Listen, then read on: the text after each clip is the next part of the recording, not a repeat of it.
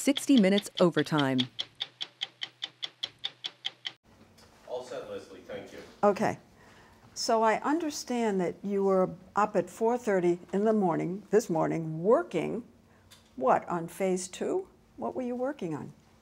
So Steve is a very early riser, and my kids get up early to go to school, so the time before they get up is usually a great time for us to catch up before the day and go over what's been happening overseas. So this morning we were talking about a lot of the issues of getting the aid into Gaza and deconflicting some of the misunderstandings. Deconflicting, meaning? Meaning that you have a lot of people with good intentions right now. An example is the UN is trying very hard to get food into the people of Gaza. The Turks were offering to send a recovery and rescue team in to help search for some of the dead hostages that we're looking to recover.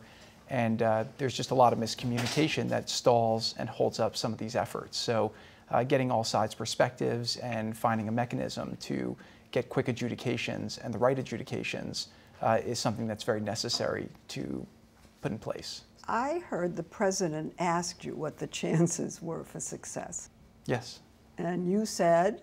100%.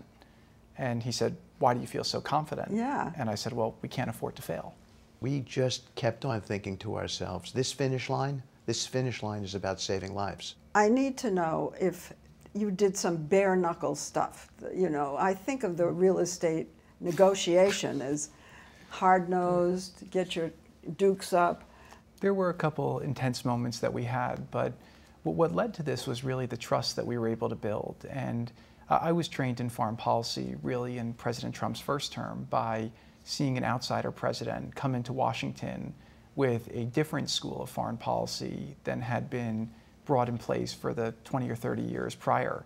And his foreign policy was really about pragmatic realism, right? Taking pragmatic stances, trying to use strength to avoid wars, and figuring out how to make deals, not lecture the world. And so the way that... Wait, what does that mean? Make deals and not lecture the world? Focus on interests over values sometimes and figure out where do we have joint interests with other countries and pursue those joint interests. And then where you have differences on interests or values, discuss those privately and try to find ways to get it to the best place possible. But the way that we were successful in the first term with a lot of the different trade deals and peace negotiations like Abraham Accords and ending the GCC dispute was that we never approached it with people like we were across the table from you. We sat with the people from other countries and we said, let's agree on the same objective. And then once we agreed on the objective, we kind of locked arms and said, let's figure out ways that we can work together to try and get there. We joke with the Abraham Accords that we succeeded at Plan C, but only because we went through the alphabet 3 times and failed at every letter and kept going, and we never quit. And was that true here as well? We probably went through the alphabet 7 or 8 times. I think so, yeah. And this was more complex. Yeah. I heard that one of the things that was different from a diplomatic approach was that you took risks, more risks, a lot of risks. Would you agree with that?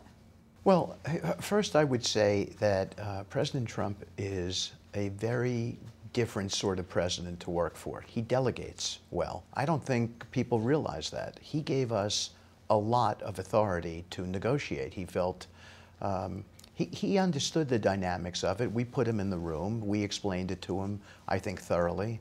But he gave us lots of authority, Lesley, and to make decisions without having to check in all the time. Yeah, and it's not to say, by the way, that we wouldn't check in. We did check in often. Mm-hmm. But that feeling of comfortability on our part, it allowed us to freewheel it a little bit. Give us an example of the freewheeling. Give us some insight into how that worked.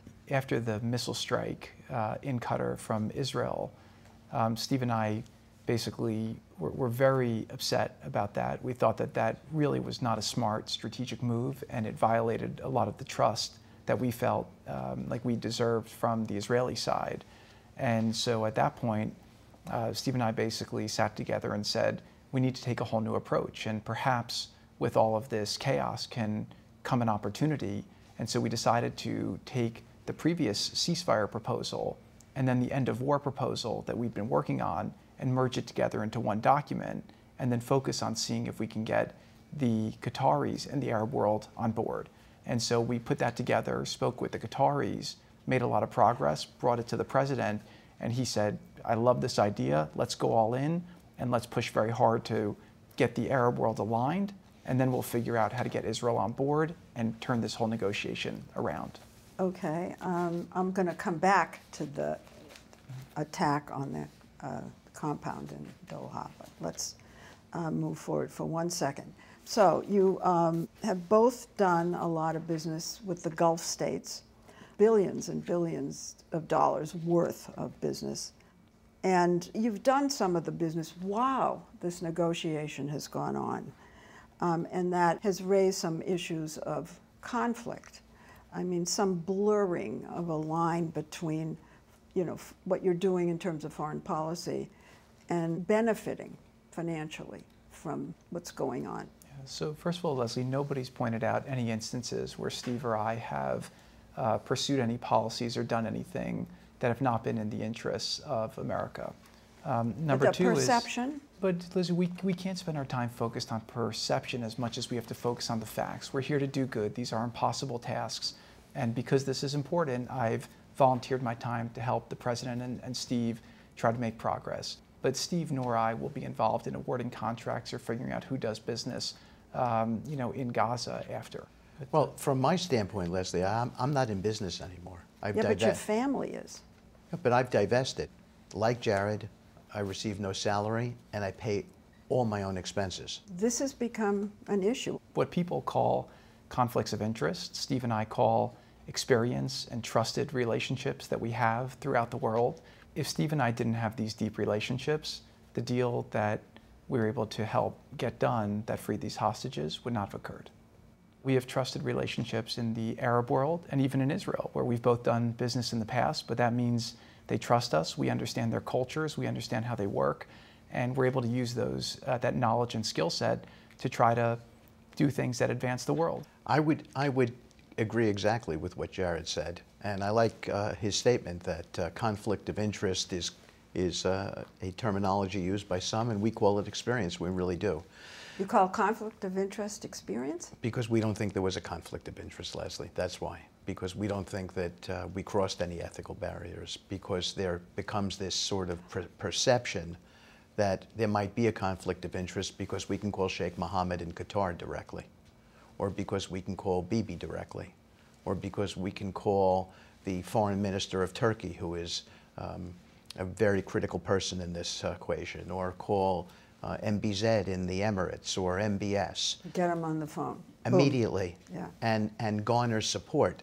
The president, when we went to that UNGA meeting with the Arab leaders, came out of that with almost unanimity, a consensus support from everybody there. We had been working those telephone lines to all the leaders of those countries. We were not talking to junior people or lieutenants over there. We were talking directly to the people who make the final decisions.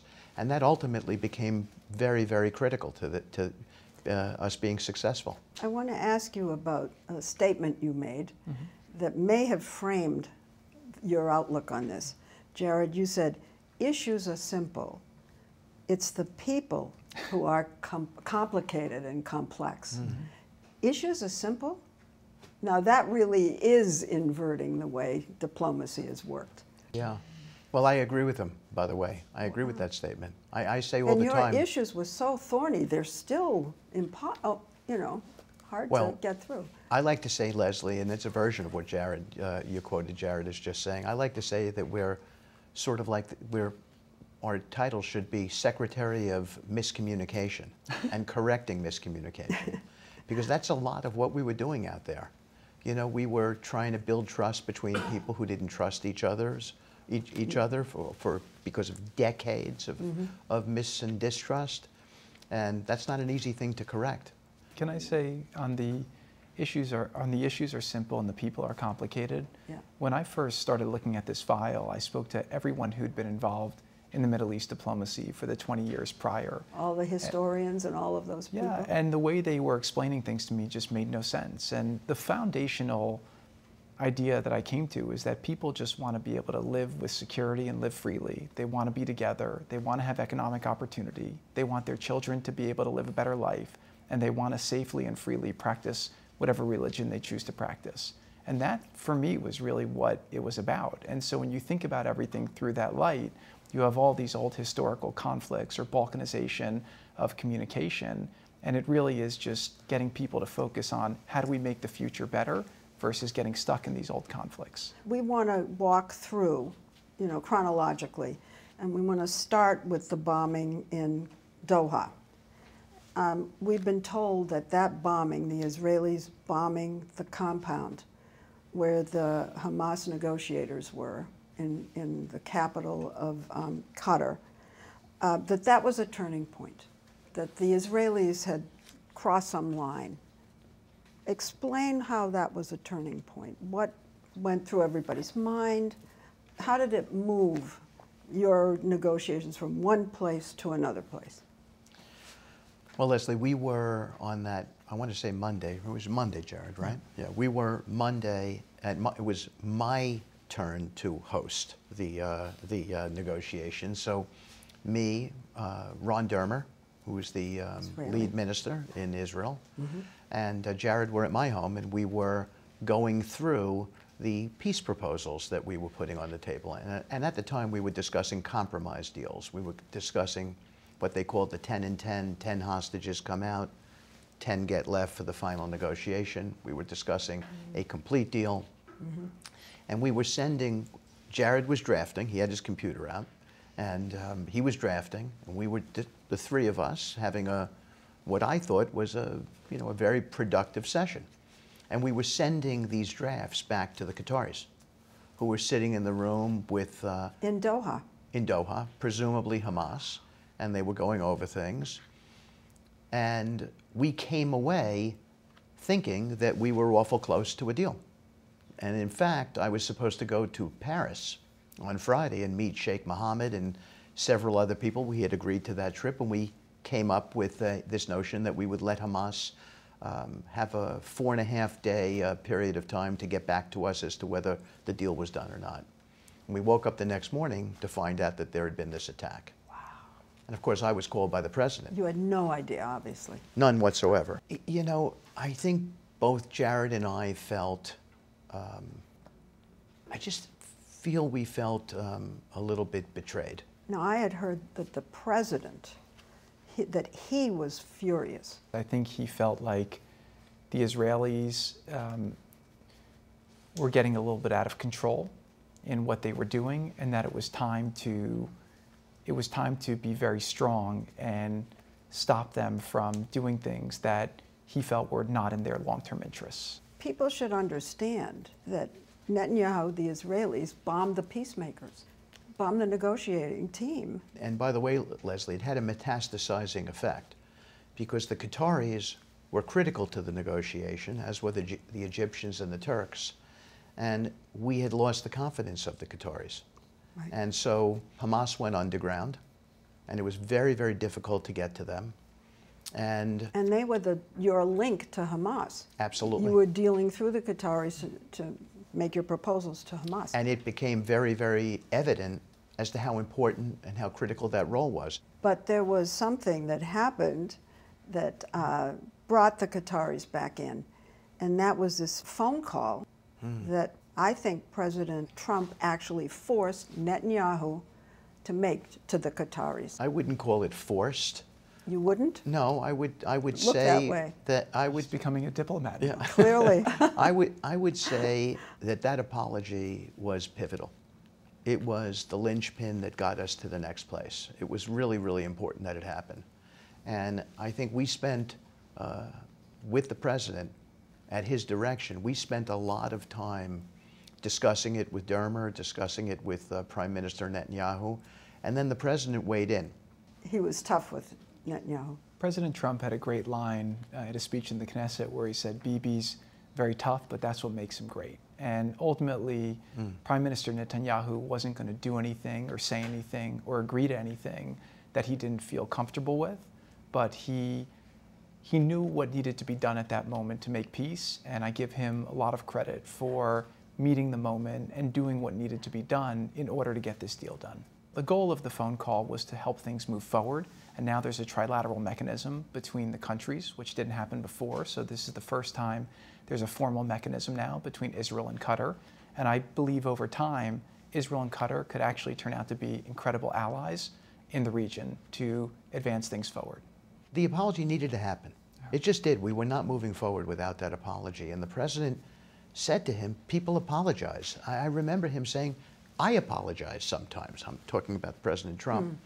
And Rarely. I don't know about that. I've seen him. Okay, 3 times. Okay.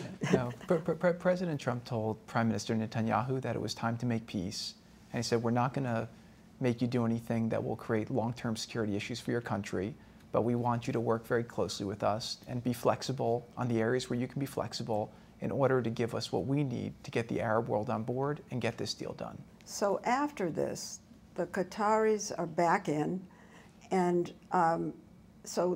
they were kind of squeezing Hamas, and you were kind of squeezing the Israelis. Is that the right way to say it? And how did you, doing that, how did things move forward from there? I don't think squeezing is the right word. I think refining the different variables that were truly necessary. Now you're the diplomat. No, I say this very sincerely, which is, at the end of the day, it goes back to the issues were pretty simple. We wanted the hostages to come out. We wanted a real ceasefire that both sides would respect. We needed a way to bring humanitarian aid into the people.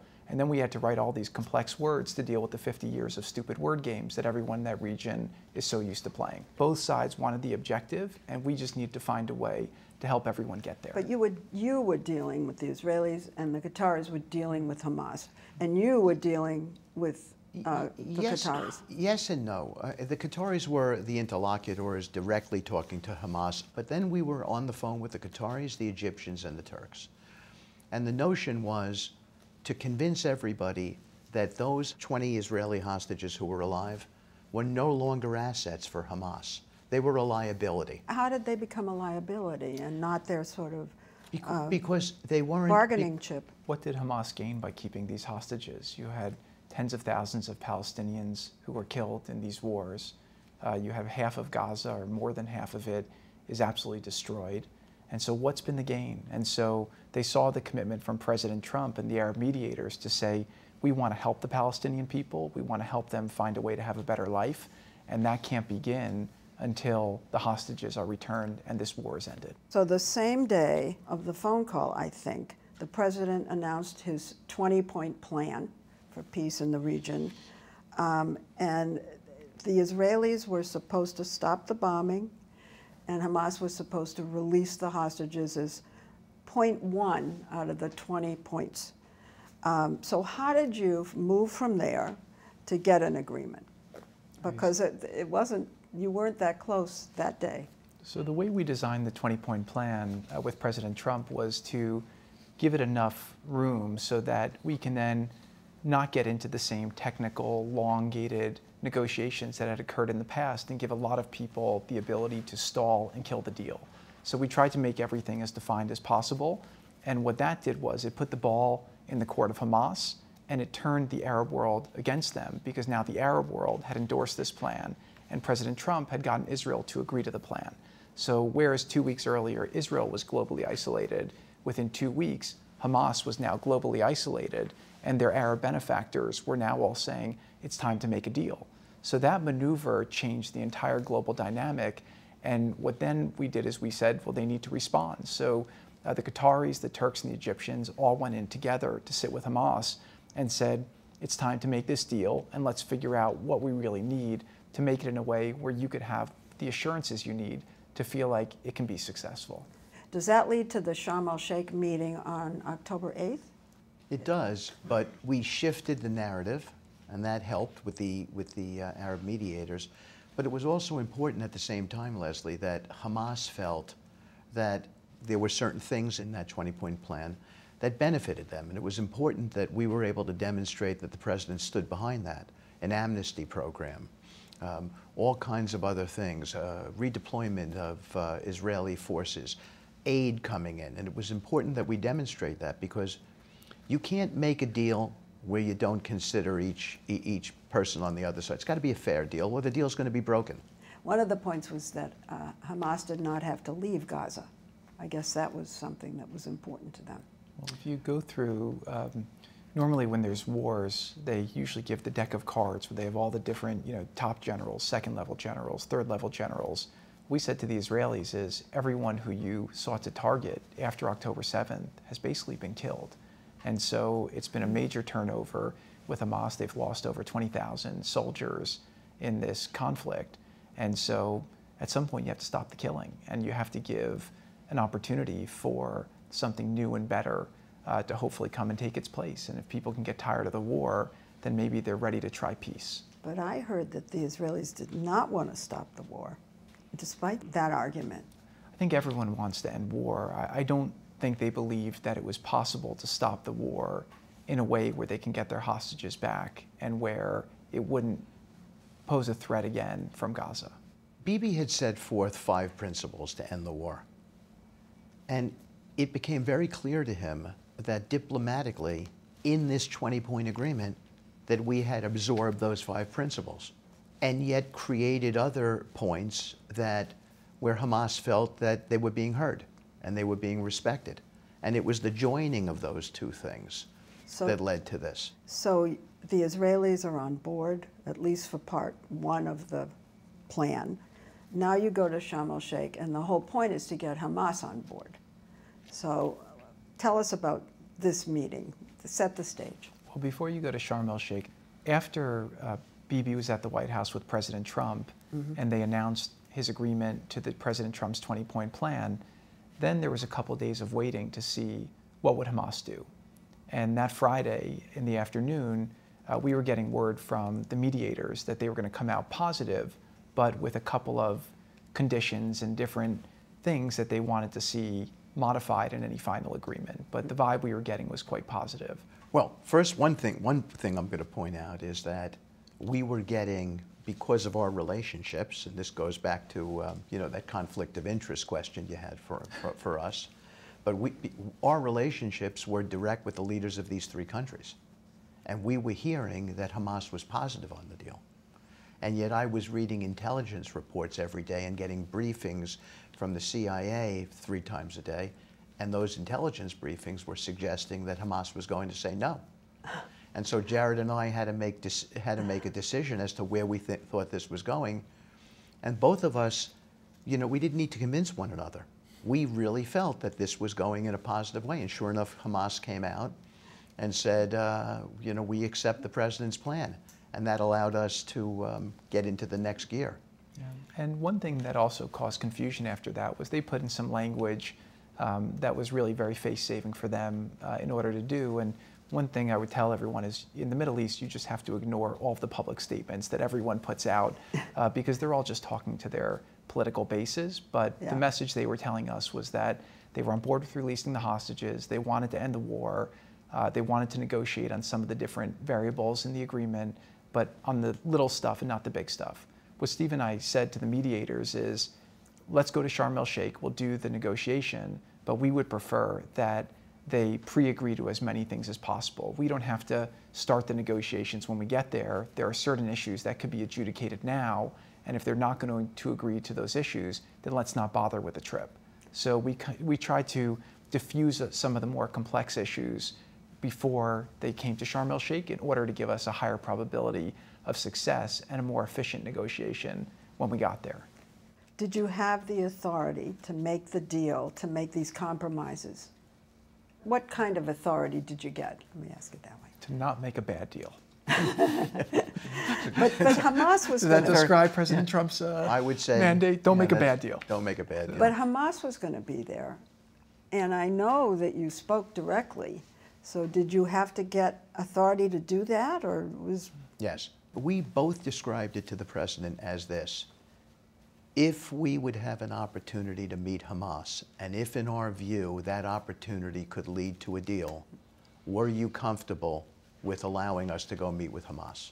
That was the question that we asked him and the entire foreign policy staff. And the answer came back, if you feel that you can get to a deal, Of course, why wouldn't I encourage, I being President Trump, why wouldn't I encourage you to get into that room and get it finished? Steve, was there an understanding before this meeting that U.S. diplomats don't speak to organizations like Hamas? I said to the President, are you comfortable with this? And he looked at me quizzically and saying, how would I not be comfortable? Who wouldn't take that meeting if that was going to lead to a deal? But I'm asking if the diplomats would not have done it. I can answer that. In President Trump's first term, when I was working on this file, I raised the idea of potentially meeting with Hamas to have conversations, and it basically was shut down and ridiculed by everyone I brought it up with. The diplomats were not supposed to do that. Yeah. Well, I just want to say this. First of all, I think the President was very, very comfortable with it, but I can remember thinking to myself, this is as courageous a decision as I've witnessed. It was, those lives are more important. Bringing certainty and closure for these families is important. Stopping the killing is important. And if we need to do that, then, you know, go do it. Yeah. And it felt courageous. I'm just trying to set the stage for this meeting on October 8th, that it was an unusual thing, that you're deal makers, you know, you're different. Let me give you sort of the crux of what's at the bottom of why meeting them was so important. There's so much mistrust between Hamas and the Israelis. Doha accentuated that. And the President said, we will stand behind this deal. We will not allow the terms of this deal for any party to be violated. And both sides will be treated fairly. And both sides will be treated fairly. So you get to the meeting in Egypt, and you're in a meeting with the chief Hamas negotiator, right? And you're meeting him for the first time. This is just a month after the attack in Doha. So we got into the room. The lead negotiator was sitting right next to me. That negotiator was in Doha when the Israelis struck. Correct. He survived, but his son was killed. Is Right. that right? That's right. And we expressed our condolences to him for the loss of his son. He mentioned it. And I told him that I had lost a son and that we were both members of a really bad club, parents who have buried children. And, you know, Jared describes it maybe a little bit better than me. Because you were watching. Yeah, what I saw at that moment was very interesting. We go into a room and you have the Qataris, the Turks, and the Egyptians, and then we meet the 4 representatives of Hamas, which is a terrorist organization. And I'm looking at these guys and I'm thinking these are hardened guys who have been through 2 years of war. They've obviously, you know, they greenlit an assault that raped and murdered and did some of the most barbaric things. They've been holding hostages while Gaza's been, you know, bombed, and they've withstood all the suffering. But when Steve and him spoke about their sons, it turned from a negotiation with a terrorist group to seeing 2 human beings kind of showing a vulnerability with each other.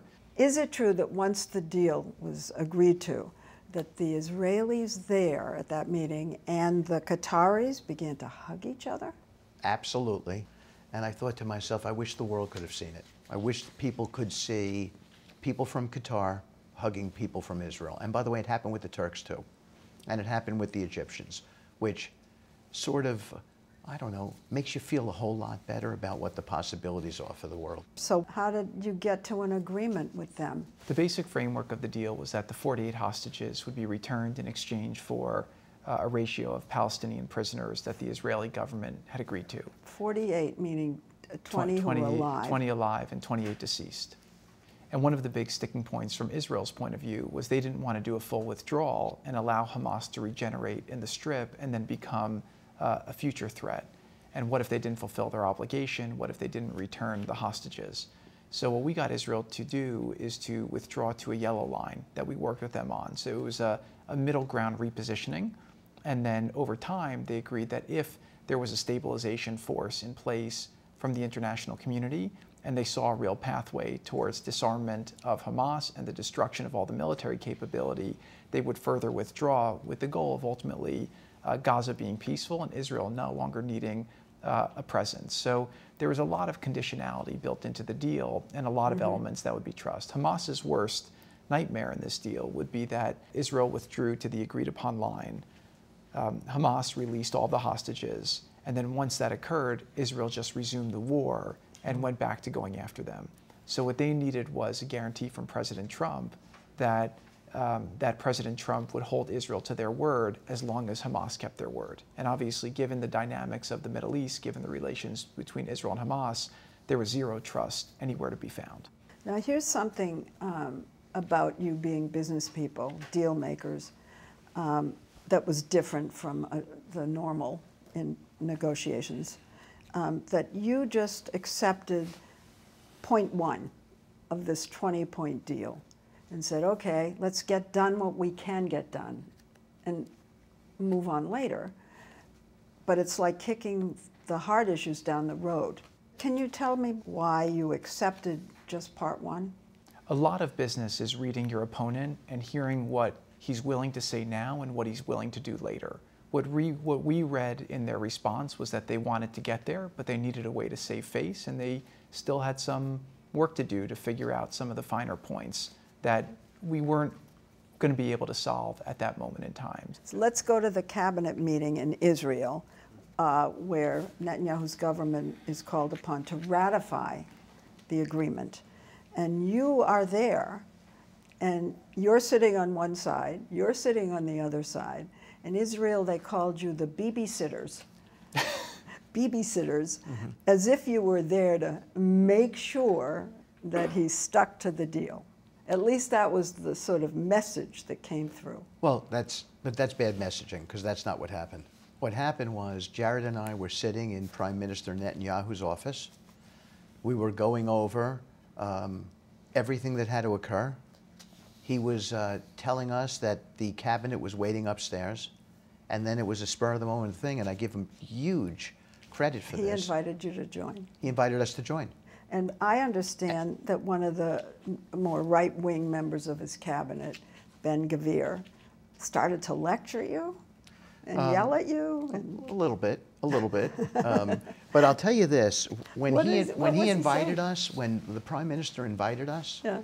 both Jared and I knew that he endorsed the deal, that we were there to help to sell it to the cabinet, to let that cabinet know that we were going to stand behind all aspects of the deal and not do anything that would endanger the security of the Israeli people. But they did ratify, but after this man gave you two a talking to, yeah. Want me to tell the story? It's politics. Okay. So Jared and I are both there, and we got a really good reception from the cabinet. I think, irrespective of where any of them individually stood politically, I think they were grateful that two Americans, on behalf of President Trump, were there to help get this thing to be done, and they were grateful for it, and they expressed that to us. But there was a moment with Mr. Gvir, and I understand it. This is an emotionally charged situation, and people have died, and he's got family members, I think, who might have been impacted in some sort of way, injured. You know, everyone in Israel knows a hostage or knows someone who has been killed. So it's an emotional issue for everybody, and he was emotional. And it started with me. And But like this? I also talked to him about, I talked to Gvir about my boy. I always feel I'm in these situations because my son Andrew puts me in them. And I talked to him about my son. And I wouldn't say he was dismissive, but he was talking about all the death and all the carnage in Israel. And I was saying to him, at some point you got to let it go. We just can't play the victim all the time. And I was explaining to him how I was able to let it go with regard to my boy. And so I had this sort of moment with him. Well, part of the plan is the reconstruction, the building, rebuilding of Gaza. And you're builders. You've been in real estate. As you said, it's extremely complex. Tell us more about the plan and how much it's going to cost, where's the money going to come from, and who's going to award the contracts? 3 questions. I think it's going to cost a lot of money. What's a lot of money? You know, the estimates are in the $50 billion range. It might be a little bit less. It might be a little bit more. I happen to think that that's not a lot of money in that region. You have governments that are going to jump on in, and so the Middle East countries are going to provide the money. Yeah, what you'll see European participation and so forth. I think the beginning of this plan is how to get it going, and that's what me and Jared work on all the time. The money raising we think is the easy part. We think that happens relatively quickly, but it's the master plan, and we're working with a group of people who have been working on master plans for the last 2 years. So there are plans already. Yeah. We have plans already. We have a master plan already. And by the way, and Jared's been pushing this, and we're working together on it. And I think if the world saw the progress so far, they'd be pretty impressed. Yeah. So basically, over the last couple of years, there's been a lot of organizations that have been trying to determine what happens after the war. What's clear right now is we're very much focused on the humanitarian and the deconfliction to make sure that the aid can get to the people. And deconfliction, because they're still shooting over there. Yes, so you have to make sure that we're dealing with both sides and sending messages so that you don't let embers become little fires that become forest fires. So we're working on deconfliction, humanitarian aid. Right now, you have Gazans trying to go home. They're trying to go back to where they lived before. They're going back to where the rubble is and putting a tent down and correct, correct. And by the way, and it's rough there, because it's not just rubble, it's a lot of unexploded munitions all over the field. And as to your question, Lesley, who's going to award contracts? The answer is there's a board of peace, and we're going to be very, very focused and fastidious about having the best talent there. We're already talking to contractors from all of the Middle Eastern countries because we think there has to be support from them, and they know the market in the best way. Will it be transparent? Everything's transparent that we do, yes. You can't replace a corrupt government with another corrupt government. The reason why, again, and this is an impossible thing to do, but Steve and I and President Trump are always aiming to try and accomplish impossible but rational things. So the goal here is to set up a transparent, good government. This can be very, very difficult to do, but we're in the very early phases of trying to accomplish that. All right, let's go back to the TikTok. So the Israeli cabinet does ratify the deal, and that starts a clock that Hamas has 72 hours to release the hostages. So what are you guys going through? Are you nervous? Are you anxious? Are you biting your nails? What's going to happen? What could go wrong? So after we went back to the hotel, after the cabinet met, we started getting calls from both sides saying that the prisoner exchange list was not being finalized and that both sides were not fulfilling their obligations. Yes, and there's a mechanism that had been done between them for different exchanges that had happened in the past. We announced the deal before agreeing to this list in detail, simply because we wanted to get the 72-hour clock started as quickly as possible. But at 2 in the morning that night after leaving the cabinet, we got word that there was a big gap between the sides, and Steve and I basically were working the phones between the Qataris and the Israelis, going back, trying to find compromises and solutions on that. Literally, and we finished it about 5:40 in the morning. And so that was a moment too where everyone's celebrating and we're getting all these nice texts and messages, and we're sitting there saying, this deal may actually blow apart. And I said to Steve, I kind of feel like an imposter right now because everyone thinks this deal is done and there's still details that could blow it off. Before the hostages actually come out, you decide to go to Gaza. And what did you see? It looked almost like a nuclear bomb had been set off in that area. And then you see these people moving back, and I asked the IDF, where are they going? Like, I'm looking around, these are all ruins. And they said, well, they're going back to the areas where their destroyed home was, onto their plot, and they're going to pitch a tent.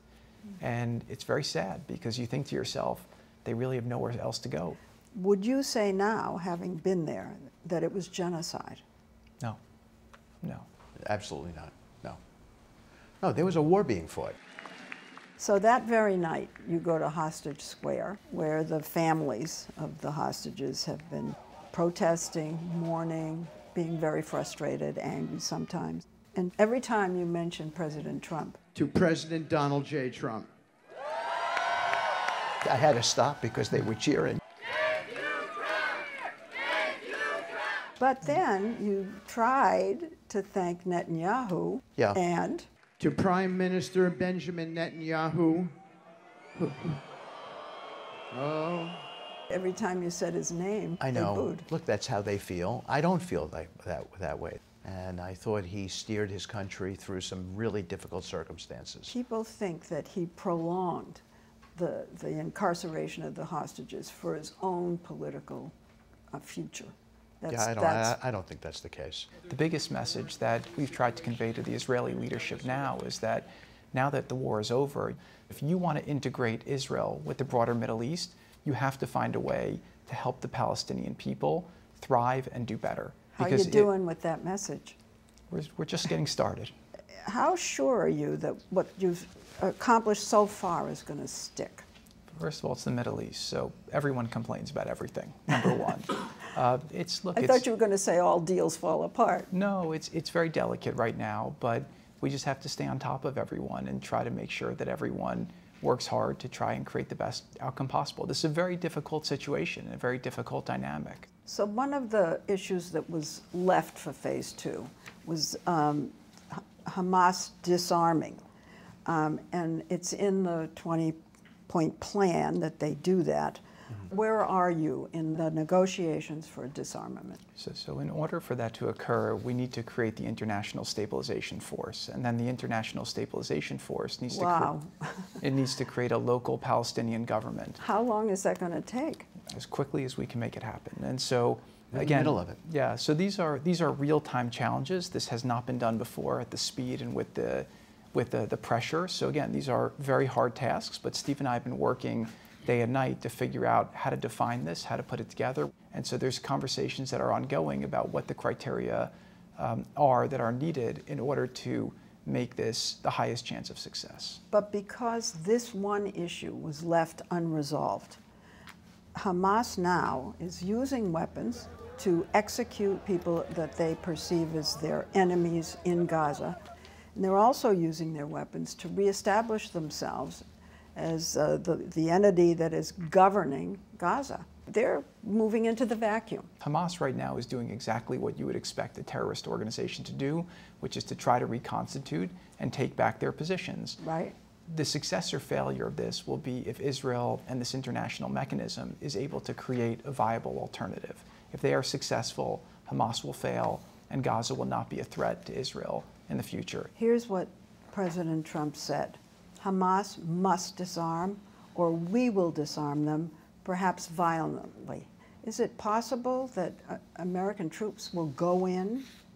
That's not the intent, but... Well, what does he mean then? President Trump is exactly what he said. His statement is that he wants to see this done, and he's fully committed to seeing it done, and he's going to continue to work hard to make sure that it is completed. If not the United States to disarm, if Hamas doesn't do it itself, who does that? Who disarms them? Right now, the goal is to have, the agreement is that an international stabilization force will build a local Palestinian police force, and there will be an agreement reached between them on how to create a secure and viable Gaza. And by the way, none of the reconstruction money is going to be going in until you have terror-free zones, because nobody wants to invest this money into a place where it's just going to get destroyed again by terrorism. But is it remotely possible that American troops go in to Highly disarm them? unlikely. No. We're going to have a weapons buyback program. This is all linked to amnesty and disavowing violence if Hamas people want to stay there. We are well on top of it. And phase one was very hard. Phase two could potentially be even harder. So there's Yeah. a lot of work to do. Right, because you're trying to establish a government, right, out of nothing. Yes. Out of nothing. A police force. But none of these things have started. The stabilization peacekeepers, who were supposed to be from the Arab countries, right, in the region? No, we've started putting out feelers, trying to figure out how to organize it, figuring out what are the tasks, who's in charge of the tasks, and creating a mechanism to start approving it. Ultimately, this will report to the Board of Peace, but there's a lot of work that's But there is no Board of Peace. By the way, and Jared, the Egyptians and the Jordanians have been training Palestinians on how to be a proper police force. The Turks have said they want to be involved. The Indonesians have said they want to be involved. You seem pretty relaxed about the pace. I'm surprised. Well, we literally, the deal got done 3 days ago. Yeah. And we've probably been able to accomplish in the last 3 days is about 3 weeks worth of work. And so these are very hard, complex things, but there's been a lot of thought that's been put into it by the U.S. government, by different organizations. And so we've got a really good group of people assembled, and we're going to do our best to get to the best outcome possible. Are the two of you committed to the next phase? Totally. Jared? I'm going to try to help set it up, and then I'm going to hopefully go back to my normal life. Is there any possibility that no matter what happens, the Israeli army or the Israelis refuse to pull back their army? Everything's possible, but again, I think that we've shown that we have the ability to work with these parties and get them to be as reasonable as they're capable of being. Well, they've got their soldiers there in half of Gaza. Committed to move back. You know, there are 3 phases of redeployment. And if Gaza is starting to show signs of being peaceful and not a threat to Israel, there's nothing more that Israel would like more than to not have to have a heavy military presence there. They just don't believe that that's ever going to happen, so we have to help make it happen. Now, part of the agreement was that, as you had mentioned, Jared, 28 bodies, Israelis, were supposed to come out in phase 1 by now. Do you think that that Hamas is breaking the agreement? Is it bad faith? So this has been a very intense effort on behalf of our joint center with Israel and with the mediators in order to convey whatever information Israel has on the whereabouts of the bodies to the mediators and to Hamas in order to retrieve them. So you're involved in this part of what's going on right now. Are you trying to reassure the Israelis that Hamas is really looking for the bodies? We're just trying to convey information and make sure that everyone knows the expectations and push both sides to be proactive in terms of finding a solution instead of blaming each other for breakdowns.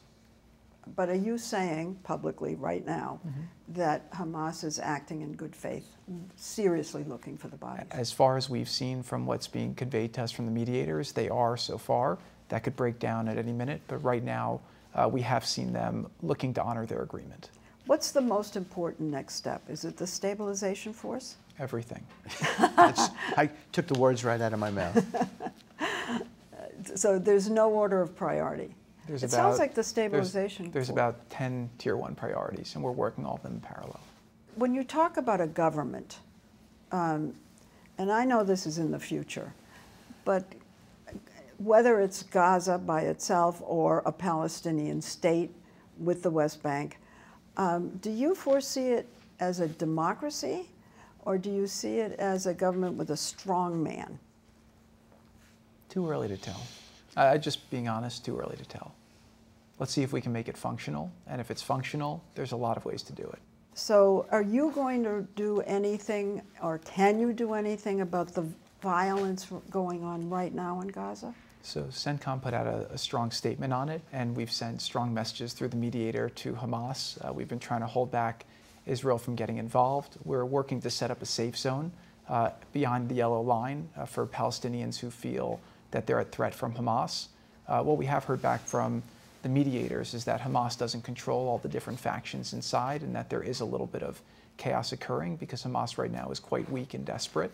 And so we're doing our best to create safe zones and opportunities to avoid as much of this as possible. What about a Palestinian state? That's in the 20-point plan. Well, what the plan says is that there could create a pathway to it. But what I learned when I got involved is that the word state means different things to different people. And so right now what we're focused on is creating a situation for joint security and economic opportunity for Israelis and Palestinians so that they can live peacefully side by side in a durable way. What you end up calling it over time will allow the Palestinians to determine that themselves. But right now it's just focused on making this functional. There's been a long war. The war's over. Hopefully we keep it that way. And we want to create conditions for a long-term success. Okay, so do you have any responsibility, or do you feel it, to unite Gaza and the West Bank? We'll see. You know, it's interesting. What a lot of the Arabs have been telling me is that there's very different cultures. The people haven't been connected in a long time. And ultimately, I think you need to create the right leadership in both places and then let them decide if they want to be connected or not. But you need both places to be functioning in a good way where they can thrive before you can connect them. Israel has become increasingly isolated because of this war, because of the pounding in Gaza. What do they need to do? What should they do to reestablish the good reputation they had? Just be exceptional. You know, I think if they don't have to explain themselves to the world, I think this war has taken a big toll.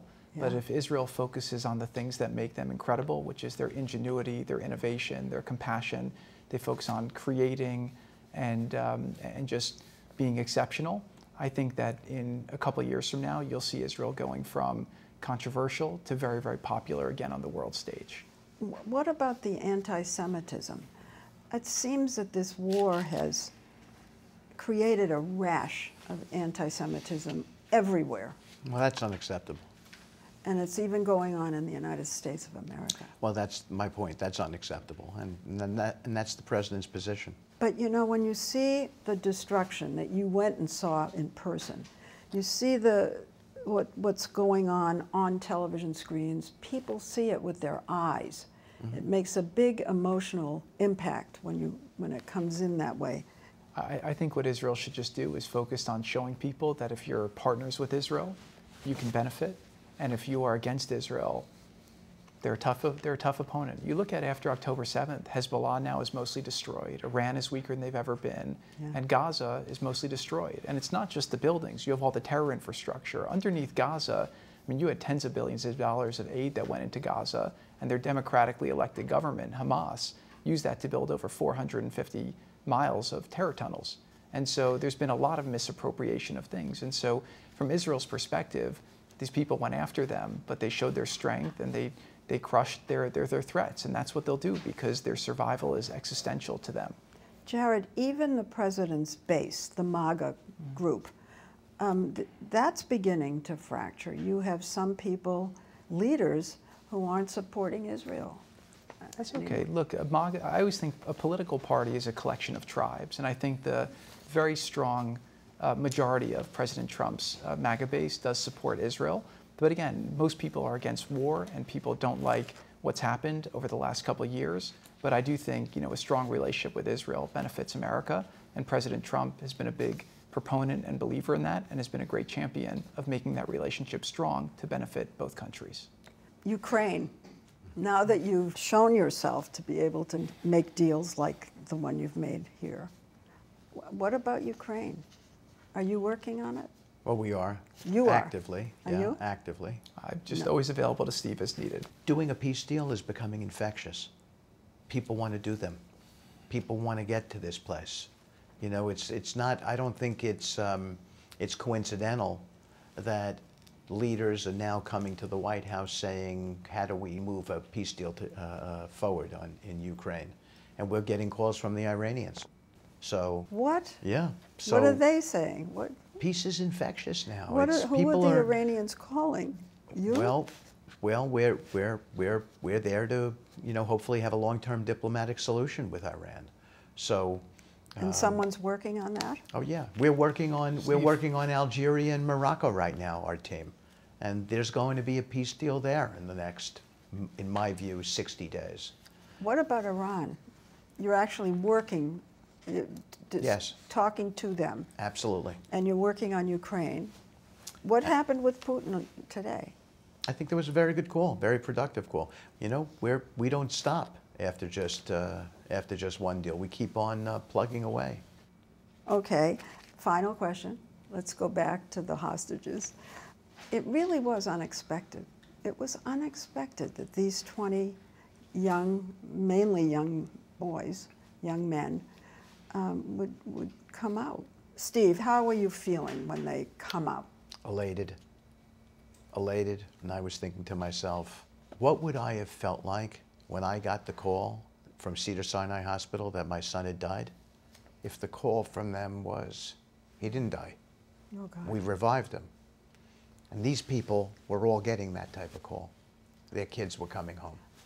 Seeing October 7th and the breakdown of such barbarism and what it did to Israeli society, and seeing these people taken as really innocent hostages in this situation was just something that I tried very hard not to think about what conditions they were in or what abuses they would be experiencing at the hands of their captors, but it was just something out there that made me think that we couldn't stop, no matter what the failure was, what the situation, what other responsibilities or obligations I had in my life, knowing that these people were in the position they were in, and that for whatever reason God put Steve and myself in the position to try and do something about it, really just gave us the constant motivation to not stop until we achieved an objective.